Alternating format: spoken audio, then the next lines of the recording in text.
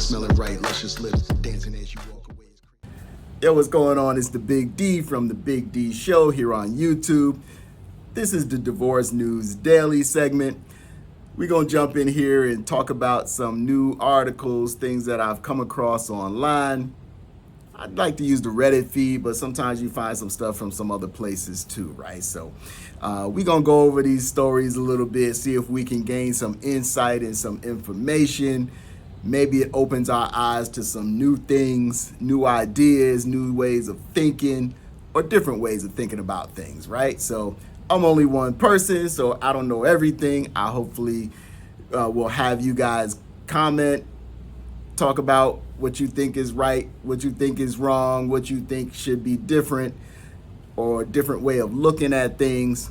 I'm open to all that. This is all about inclusion and having other ideas come into play and allowing people to kind of express themselves. That's what this channel is for. So as long as we do that respectfully, we good. We have a little fun with it. Even though it's a rough topic for some, we understand that some of you going through it and it's not the funnest thing in the world to do. So we respect that, but we want to have a little fun. It's okay to smile during that time. You need to smile a little bit. So we smile, we laugh, we talk, we pop a couple jokes here and there, just to keep it light, you know what I mean? So let's jump right in here and start reading this one here. This is from the divorce_men Reddit. Initial topic 4989. It says the divorce subreddit is sickening. All right, so he kind of pissed. He says, women can do no wrong in that subreddit. Every action a woman takes is somehow implied to be a reaction to something the husband did wrong, and so many guys just eat it up. I'm done reading it. I saw a post from a woman talking about death by 1,000 cuts as her reason for wanting to leave her husband. I looked into her profile and discovered she's into the poly lifestyle, but her husband isn't. Now, why do you think she really wants to leave her husband? Ha ha ha. Is it the death by 1,000 cuts, or she just wants the other men? Jesus, dude, marriage is a scam. So we starting off funky today, ain't we?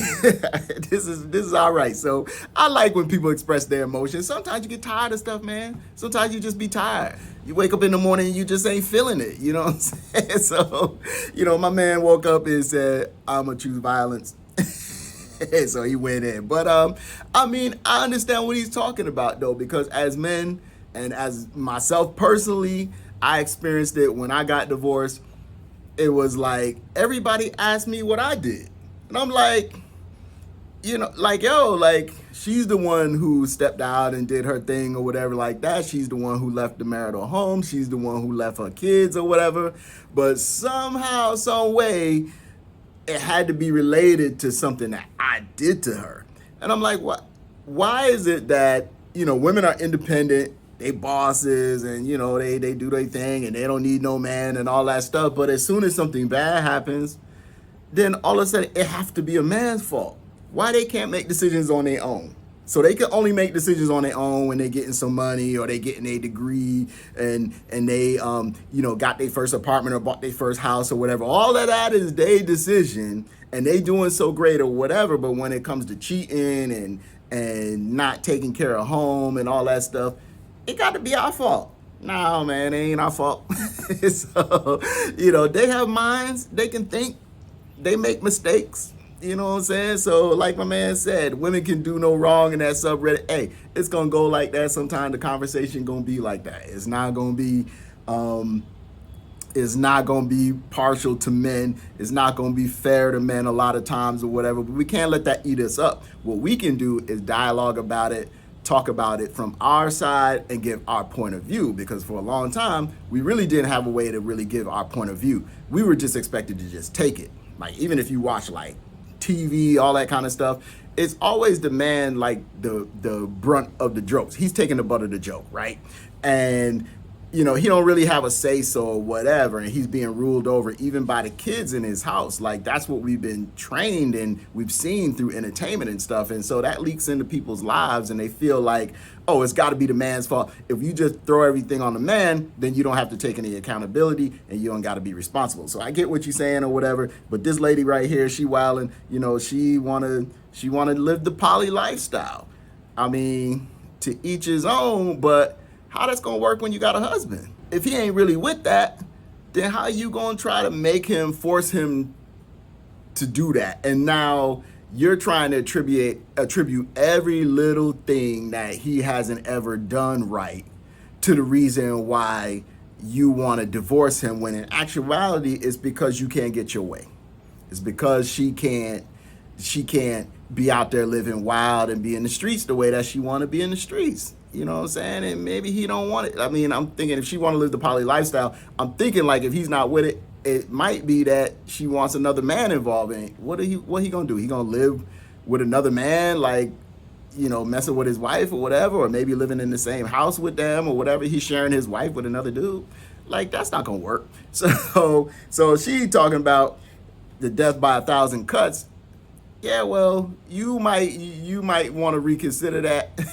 The reasoning behind why you're getting divorced or whatever like that. This chick need to really kind of go back and like revisit that and take responsibility for why she wants to get divorced. It's not her husband's fault. This sounds like it's her fault. I'm gonna just put it out there.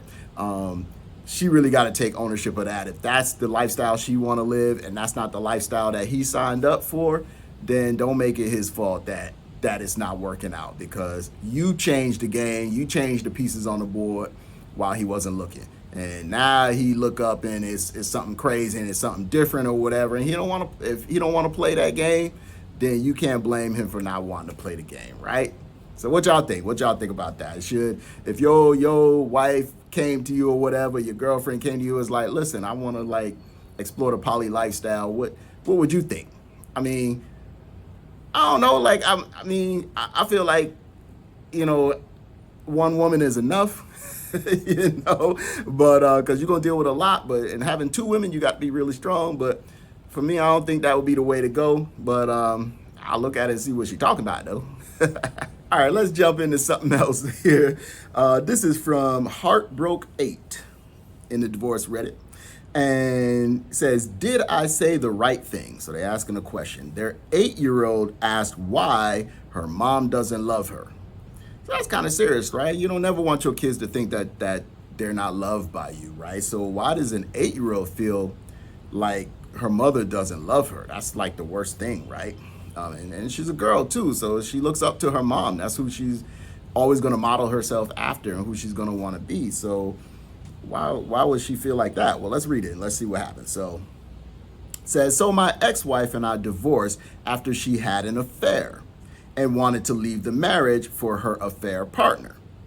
Now, 7 months after she left, and the divorce has been finalized with me having 100% custody of our 8-year-old and her running off to another country with her AP, affair partner, my child told me she doesn't think her mom loves her.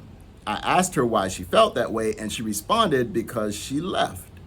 She said mom, told her she doesn't like children. Now, this one is deep and near and dear to my heart because when I was growing up, I ain't feel like I was loved by my stepmom. There were times when, it was cool and all that kind of stuff, but I was literally told to my face by her that she wished she never had kids. And that's not a cool thing. So, I'm understanding why this 8-year-old will feel abandoned. She feel like, oh, this person birthed me, put me here, or whatever, basically signed up for my security and my comfort and to take care of me, and then just abandoned me and left me here. And so she don't feel love, right? That's not what you want an 8-year-old to feel. So she understands that even though she's young, she understands, because she was able to articulate it. She was able to articulate it when asked. So it's not like they so young they don't understand. But, this happens a lot. It's like, I have a story with my stepbrother. I'm not gonna go into the whole thing. My mom, our biological mother is dead now, so maybe we could talk about it. But she left him when he was 8 years old, left him at the guy's house that she left my father for. And she didn't come back for him for 20 years. Told him she was coming back, and she didn't come back. He didn't see her for 20 years. So in my history and in my family history, we see some things like this, and it's like, it's not cool, man. It's not a cool thing. It affects you for your whole life, and it could have really adverse effects on a person. So let's see how he responded. He says, I responded, your mom loves you, but she is selfish and just loves herself more, which is why she chose to move far away to be with her boyfriend. But it doesn't mean she doesn't love you. She still loves you, but probably just less than she loves herself. Child then says that she's sometimes worried that I will leave too. And that's legit, right? Because in a child's mind, they can't differentiate with that, right? They don't know. It's like, oh, one left. What if the other one leave? Then what I'm gonna do, right? So this is how a child mind is gonna work. I told her I would never leave her, and the difference between me and mom is that while mom loves herself more than you, I love my child more than myself, and I will always be there till my death. I then told her that in typical families, moms might provide a child with 50 points of love, and dads also provide 50 points of love for a total of 100 points. But in our little family, I will always give double the amount of love and will still provide her with 100 points of love so that she's not ever going to lack in love. My child seemed happy to hear that and was happy again. Now, I have a little bit of, I guess, I don't feel comfortable necessarily with the way he described the way that her mom was selfish and loved herself more than the child. I think that's something that you would leave for the child to understand a little bit later in her life and make a decision about a little bit later. Because that's still the child's mother, right? She still sees her as the queen of the castle. She still sees her as the ultimate being, right? So how you talk about it, how you influence this child's mind with how her mother is or whatever, you don't want to poison that too much, right? So I don't think it's necessary to go in and tell your child that, oh, well, your mom is selfish or whatever. I would just say, hey, you know what? She chose a different path. You know, I would be a little more diplomatic about it. I get it. He's in his feelings. He's in his emotions. He's not gotten over her leaving and being with the other dude, obviously. So he's kind of bringing that out to the child or whatever. I get it. At a certain age, you know, maybe you have that discussion, but I think 8 is just probably going to be a little too early to kind of maybe phrase it that way. But I feel like he actually cleaned it up really, really well, the way that he described it, giving the 50 points. The mom gives 50 points, the dad gives 50 points of love to you or whatever. And even though your mom is not here, I'm going to give you double the love. And I'm going to make sure that you still get your 100 points or whatever. That's maybe like something that a child at 8 years old could understand. Like, hey, I'm not going to be missing too much here. My dad is going to try to give me everything that I need. And so that's cool, right? So maybe the bond, whatever, can be formulated off of that. And maybe it'll be that bond that lasts forever, you know. She's still only 8 years old, so she's still going to go through the teen years and all that stuff and be rebellious and all that stuff. It's going to be hard to get them 100 points of love. Sometimes it might be 80 and sometimes it might be 70 when she coming in late or she got a new boyfriend that you don't like and all this stuff, and then you trying to navigate that situation or whatever. You still got to give her love, but you know how that gets when you when they become teenagers. It's rough, man. It's rough. So I don't wish that too much on nobody, but all jokes aside or whatever, I think this is a good way that he handled it in the end. I think the child was satisfied with that. Now, as long as he follows through on that and she feels like he followed through on that, it's going to be all right. You know, sometimes partners leave. They don't always stay. We just got to be prepared as men to go ahead and take care of our responsibility and make sure that the child does not suffer, right? So hopefully the child will not retain too much childhood, trauma from that and take that into relationships, because kids will imitate. She might get into a relationship and feel like, oh, well, my mom left, so it's okay for me to leave. the situation. It's okay for me to leave my children. It's okay for me to leave my husband because my mom did it. And now that I'm maybe not understanding a situation, or now that I don't want to be accountable in a situation, or now that I'm having certain feelings, that might be the answer, to flee instead of actually staying and fighting for the relationship. That might be the answer, to flee. So we got to be careful what we do around our kids, and the commitments that we make to our children and our families, because it's how they might grow up and perceive the world. And so we got to be real careful with that. Hey, thanks for checking out the Big D Show. I am the Big D, but I also go by Knock Real Beats, as I am a man of many talents. I'm a hip hop artist, writer, producer. I do it all. So check out the link below in the description, and check out some of the music. I think you're going to like it. I'm on all streaming platforms: Spotify, Amazon Music, Tidal, everywhere you want to be. Bandcamp. Support independent artists.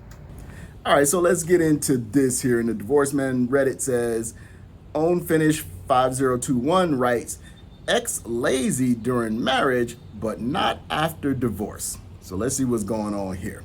Was anyone else's spouse generally lazy during the marriage, but surprisingly capable during and after the divorce?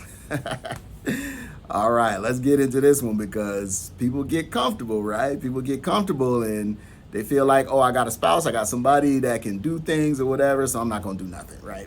So let's see what happens. It says, during the marriage, they wouldn't get a job or keep one for long. They didn't help pay bills. They would leave dirty dishes around the kitchen and the house. They would tend to sleep in and be late to things. Getting the kids to school on time was always rushed and stressful. They would wash clothes, but frequently leave the clothes in the washer or dryer for a day or more. They didn't encourage or enforce responsibilities, chores, or consequences with the kids. During the winter, they never helped shovel the sidewalk, steps, stoop, or driveway. During spring and summer, they rarely helped with the outdoor stuff, and on and on. During the divorce and afterwards, they appear to be completely capable and actually doing all of these things. So, doesn't say if it's a man or a woman, who's doing this or whatever, but it could go either way. Sometimes we get complacent, we get comfortable, and some of us are not as motivated as others, right? So some of us are like really goal and task oriented. We're gonna jump out there and make sure that things get done. And sometimes our ambition for that, we extrapolate that and put that on other people, and maybe the other person is not built like that. Woo. Y'all hear that thunder? So it's thunder and lightning here today in Rio. So, we've been dealing with a little bit of that. We don't get a lot of thunder here though. Like, you might see a little bit of lightning here and there and stuff, but it's really crazy, because I always say that we don't get a lot of thunder, but today we got a little bit of thunderclap going on.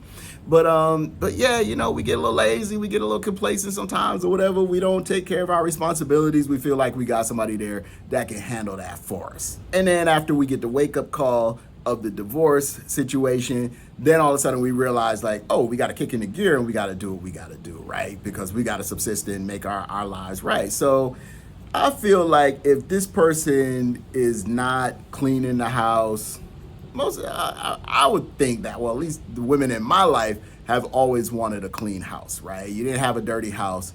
My mom grew up teaching us how to do chores and all that kind of stuff.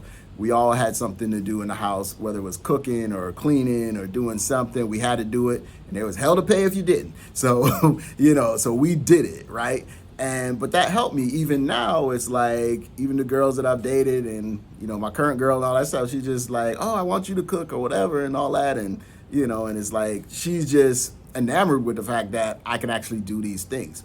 And I think it just speaks to the upbringing, right? So some people were not brought up to do those things. Some people probably didn't like to do those things. Most of us probably didn't like to do it because we were kids. We just wanted to play, go outside or whatever. And then we wait till like 5 minutes before our parents supposed to come home, and then we try to go do everything. I mean, we all went through that, right? But it's another thing to be a grown person. You have kids in the house or whatever. If your kids see you being lazy and not taking care of responsibilities, then they're going to kind of grow up and think that's the way you're supposed to live. They're going to think that that's the way your house is supposed to look. I mean, I remember one day I snuck off, and I got a whooping too, but we ain't going to talk about that. But I went to some kid's house after school, got off the bus or whatever. I went to his house or whatever, thinking, oh, we're gonna go over there and play or whatever. This is my best friend, man. I got in that house.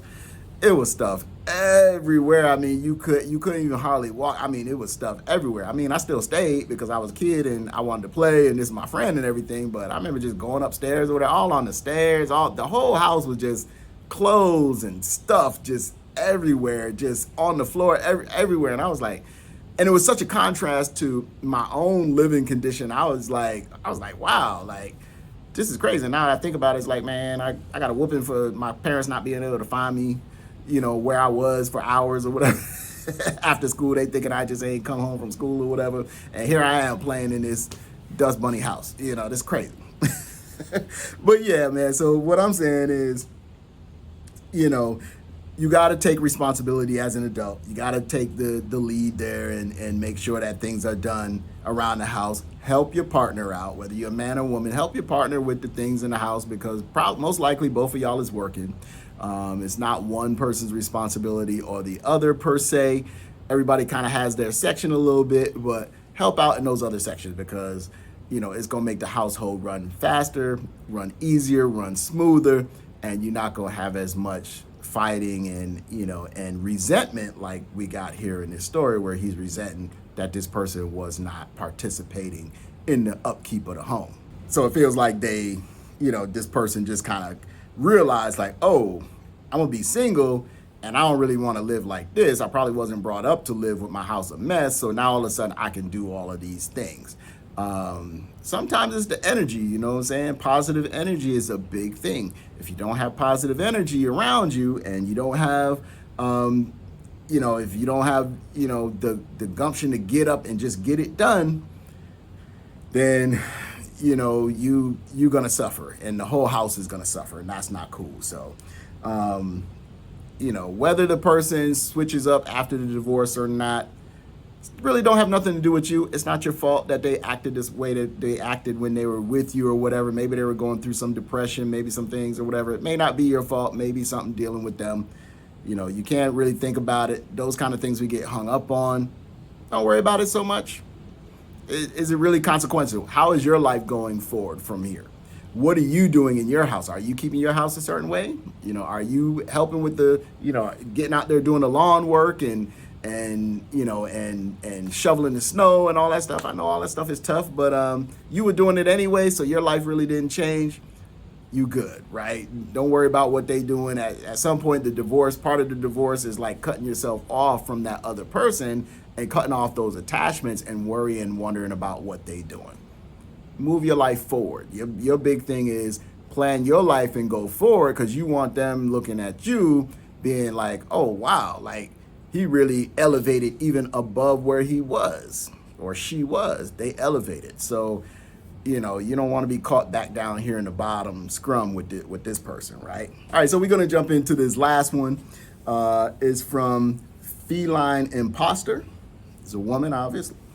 And she says, how do I get my husband to have more sex with me?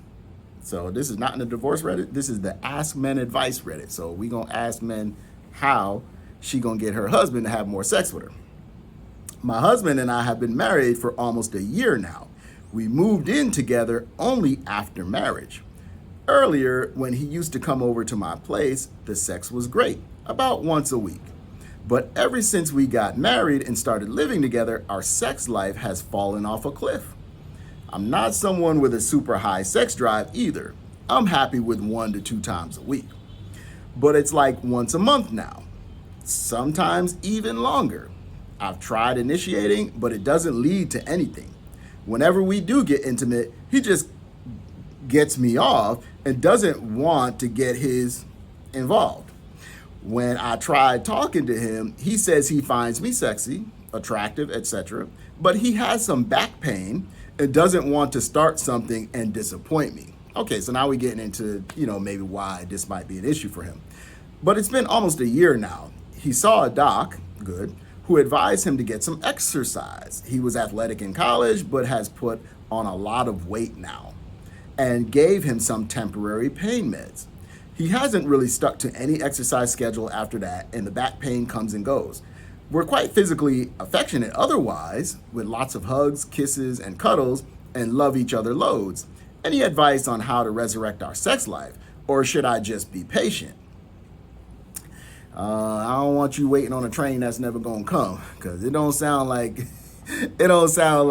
he's gonna be changing anytime soon. I mean, he's been to the doctor, got that advice. He's got you asking him, hey, what's going on? I want you to be a little more affectionate and intimate with me. And he's not changing, right? He's not doing the exercise that's required or whatever, maybe to make him feel better. So it don't seem like he's really gonna change, and he's probably not gonna change until you leave him, and then he's like forced to realize like, oh, my decision not to make myself better or try to get better, my decision to do that has kind of driven her away to the point where she really wants to leave. And it doesn't sound like he'd be the type that's going to want you to leave because he's affectionate with her. So this is the worst kind of situation that, you could really be in. It's like, I kind of felt that. I dated somebody, not too long ago, and I'm like, I felt like, she was coming on so hard, physically or whatever, that it was like, I don't think it's gonna be this way after the if we got married or something, or we got in a serious relationship. I think it's gonna tail off from here. So I don't want to get too enamored with this. I don't want to get too caught up with this and too used to it, because it almost felt like a trap. It was like so out of character, almost like it almost felt like a trap. And I just was like, okay, I got to be, not that I don't mind, but at the same time, I'm going to be mindful of the fact that I need to be at least watchful, have my eyes open to see if I'm being trapped into a situation here. Because some people will do whatever they got to do to get you, but then not do what they need to do to keep you, right? Once they have you, they feel like, oh, I got her, or I got him, and it is what it is at this point. But the other party can definitely be wanting more activity. So I don't know. I feel like it's it's about compatibility. You need to find out from a person, it sounded like it seemed like everything was going one way when they were dating or whatever like that, but now they've kind of gotten married and all that kind of stuff. Now it's kind of trailed off. As soon as they got married, it started to trail off. She said they've only been married almost a year. And she said somewhere else down here, she said it's been almost a year now. So it's like right around the time they got married is when he trailed off. So I feel like that was the trap. Like, oh, let me do everything I need to do to make her happy so that I can marry her. But then once I get married, he got fat and happy and didn't continue on with what got her to the table for marriage. So I don't think that's a wise idea. I think that if you're having some sexual issues, or you're not having your man connect with you on that level, you got to try to get him some help. And men, we notoriously don't want to go to therapists. We don't want to go to doctors. We don't want to get no help. We feel like nothing's wrong with us or whatever. So it's going to be real hard convincing a man to do that. I feel like it's easier to convince a woman to do that than it is a man. Just coming from a man's point of view, I just feel like we kind of get stubborn in that way, and we don't want to go get help. But I think it's important that we go get some help. If you're in that situation and your woman is asking you for more intimacy, talk to her about why you're not, giving her intimacy. If you don't know, then you probably should go get some help from a therapist or somebody who can help you kind of uncover that. It could be physical pain. Like, I know as we get older, we got physical pain, man. It's like, it's hard to get up from the couch sometimes, whatever. So, but not to want and desire your woman. You just married her like less than a year ago. That's not really normal, right? So, you need to confront what it is and maybe be realistic about why you feel the way that you feel. What's blocking you? Is it something that she's doing that's turning you off? Maybe it's the way she lives. Maybe it's the way, how clean she is or whatever. Or maybe it smells going on that turned him off or whatever. Maybe he's just turned off by it. Just the activity, because maybe it's not making him happy or whatever. Maybe he feels like he can't perform. It could be a myriad of things. So got to get to the bottom of that or whatever. He says he finds you sexy and attractive, but he's not doing anything about it. All I can say is, like, you're going to be patient as long as you can be patient, but I don't expect anybody to live under those conditions forever. because you got a long life ahead of you. You just married somebody or whatever. If that's not going to happen and that's a deal breaker for you, then you might end up with the big D, and if you don't give them the big D, you might end up with the big D. So we're going to end it on that today. Hopefully we covered some things today that got your mind going or whatever. Like, subscribe, comment, whatever. Let me know what's going on with you. Let me know what you think about a situation. And, if you got something that you want to say, you want to write to me or whatever, send a message to me or whatever like that, something you want me to cover on the show, or you got a story to tell or whatever, let me know. Once again, it's the Big D. It's really been fun. Peace. Hey, don't forget to check out my channel, Brazil Living, here on YouTube. This channel is designed for individuals who want to maybe move to Brazil as an expat or maybe stay long term. I want to be able to show you the lifestyle, things to avoid, things to get into, and how to have fun when you're here in Brazil. I also wrote a book. It's called The Brazil Experience. That is available on Amazon. I'll go ahead and put the link in the description below so that you have access to it. But you're going to need great information if you come this way. And so being here 6 years, I have a lot of that information that's going to be able to help you. I also do consultations that can help you as well. So thanks again. Have a great one. Peace.